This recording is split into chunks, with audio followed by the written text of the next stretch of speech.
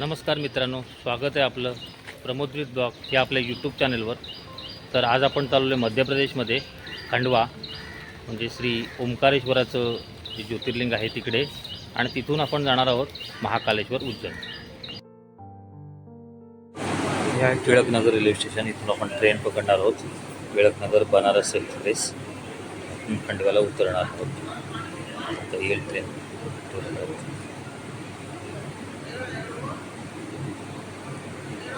Bhusawal railway station. अद्याप cross आपलं झालेलं आहे.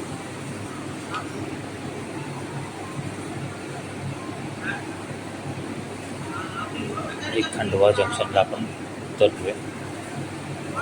तर हे असं खंडवा स्टेशन आहे. इथूनच आपल्याला ओंकारेश्वरला जावं लागतं. हे आपले रवींद्र चव्हाण पूर्ण रेल्वे स्टेशन बघा. रेल्वे स्टेशनच्या बाहेर आपण आलो आहे. इथून तर बस स्टँडला जायचं. इथून डायरेक्ट इथून बस सुटत नाही ओंकारेश्वरसाठी. रिक्षा पकडून बस स्टँडला आलो आहे. आपल्याला ओंकारेश्वरसाठी बस मिळतात. इथून साधारण 70 किलोमीटर अंतर आहे.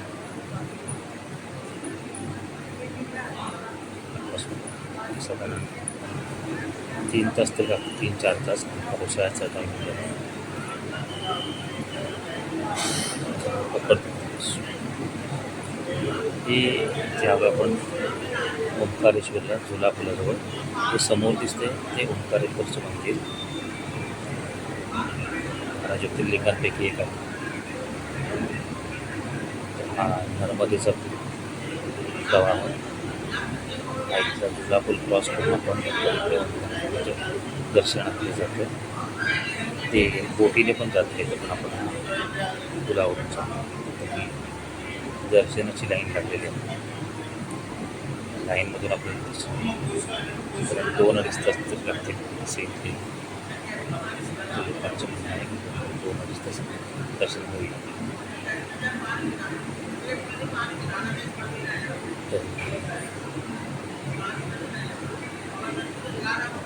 आभाऱ्याजवळ आपण पोचलोय. 1.5 ते 2 तासाच्या नंतर हे पुरातन मंदिर आहे. फार काही आतमध्ये दाखवता येणार नाही. दाखवते पुरातन पूर्ण दगडामध्ये केलेलं दाखवतं.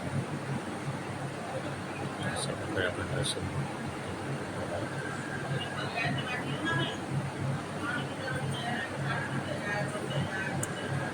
दर्शन बाहेर आलो आहे. दर्शन घेऊन हा पूर्ण नर्मदेचा प्रवाह.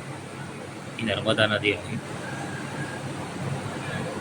इथून आपण पुढे समोर जे दिसते ते ममलेश्वर मंदिर आहे. तिकडेही आपण जाणार आहोत.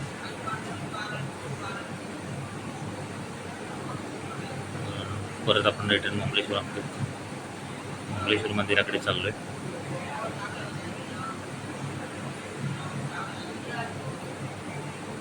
आजूबाजूचा हा परिसर आहे ओंकारेश्वर मंदिराच्या बाहेरचा.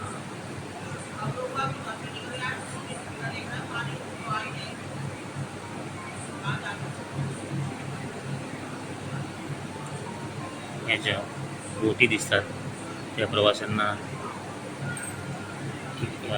इकडून तिकडे घेऊन जाणाऱ्या बोटी ह्याच्या.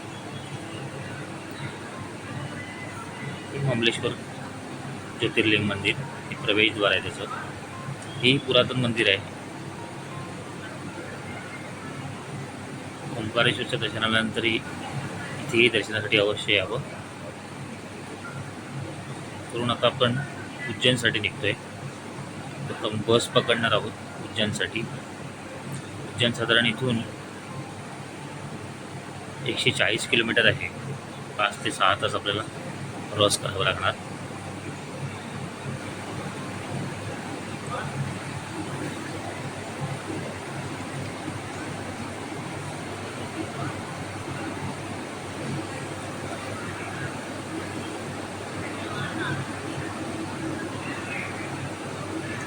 इथे उज्जैनला आपण आलेलो आहे. या गेस्ट हाऊसला आपण थांबलो होतो. जवळ मंदिरापासून 500 मीटरवर हे गेस्ट हाऊस होतं.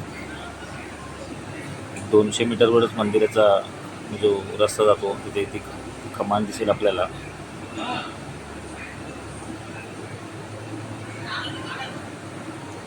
खूप सुंदर असं शहर आहे उज्जैन. ही कमान मंदिराची, इथून आपण आतमध्ये एंट्री करणार आहोत.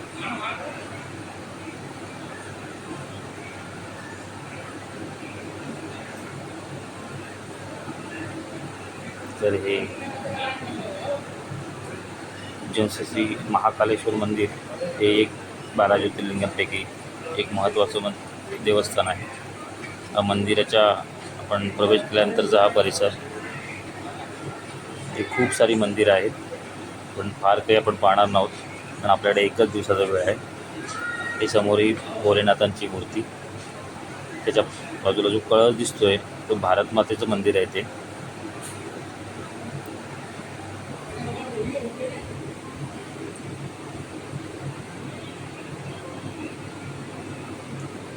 खूप असं पवित्र ठिकाण आहे. हिंदू बांधवांनी आयुष्यात एकदा तरी इथे दर्शनासाठी यावं, अशी एक प्रथा आहे. ही समोर दिसणारी पंचाहनुमानची मूर्ती,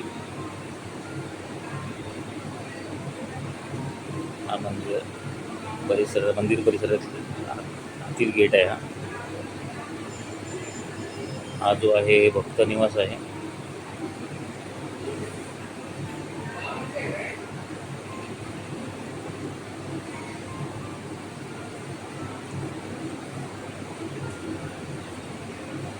ही मंदिराच्या बाजूचाच परिसर आहे.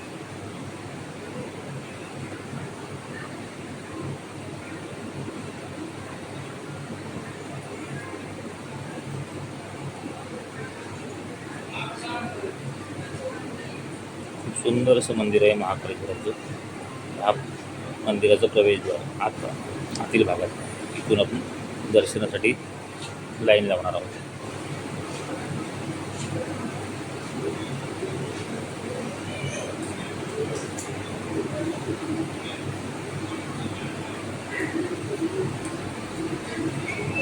तर हे बाहेरच्या परिसरातील ब्रह्मा विष्णू महेश यांची मूर्ती साकारलेल्या आहे.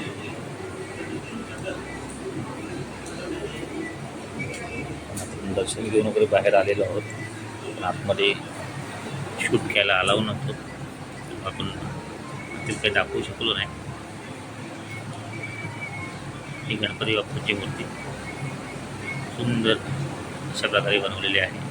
गणपती बाप्पा विराजमान झालेले आहेत. ही हनुमानजी,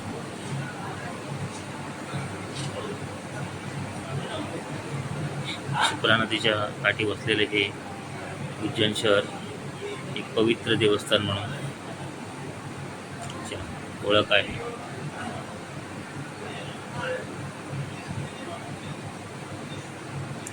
खूप साऱ्या मूर्ती, देवदेवतांच्या मूर्ती अशा तुम्हाला पाहायला मिळतील. उज्जैनला एकदा नक्कीच भेट द्या. खूप मंदिरं आहे तिथे. इथून आता आपण पुढे जाणार आहोत. काळभैरव मंदिर, ते इथून 9 ते 10 किलोमीटरवर आहे.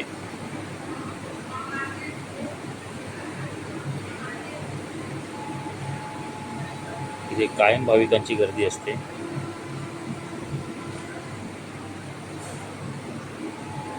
पूर्ण देशातून भाविक इथे येत असतात. कायम गर्दी असणारं हे देवस्थान आहे.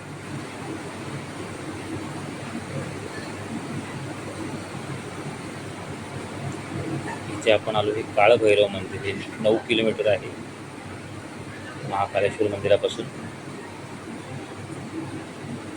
इथेही भाविकांची गर्दी असते. महाकालेश्वरच्या दर्शनानंतर लोक आवर्जून इथे येत असतात.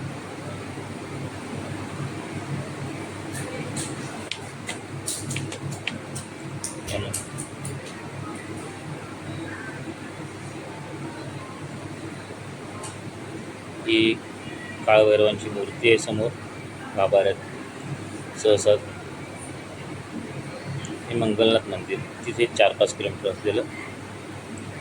अशा प्रकारे आपण ही एक मंदिर पाहत आहोत. पण आपल्याकडे वेळ कमी असल्याने आपण बरंचसं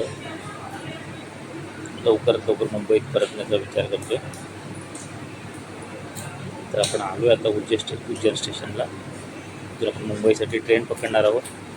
हा व्हिडिओ आवडला असल्यास लाईक करा, शेअर करा, कमेंट करा. चॅनलला नवीन असाल तर सबस्क्राईब करा. आपण नक्की भेटू पुढच्या व्हिडिओमध्ये. तोपर्यंत